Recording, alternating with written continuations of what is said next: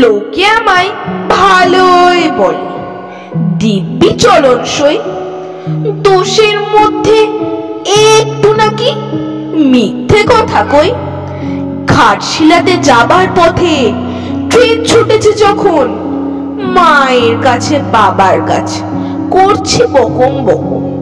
হঠাৎ দেখি মাঠের মধ্যে চলন্ত সব গাছে এক এক রকম ভঙ্গি ফোটে, এক এক রকম নাচে। ও মা, দেখো নৃত্যনাট্য। যেই বলেছি আমি, মা বকে দেয়, বড্ড তোমার বেড়েছে ফাজলামি। চিড়িয়াখানার নাম জানো তো আমার সেজো মেশর। আদর করে দেখিয়ে দিলেন পশুরাজের কেশর। কদিন পরে চুন খসানো, দেওয়াল জুড়ে একই, ঠিক অবিকল সেই রকমই মূর্তি যেন দেখি।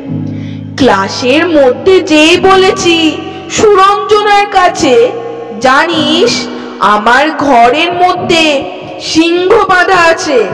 শুনতে পেয়ে দিদিমণি অমনি বলেন, শোনো, এসব কথা আবার যেন না শুনি কখনো।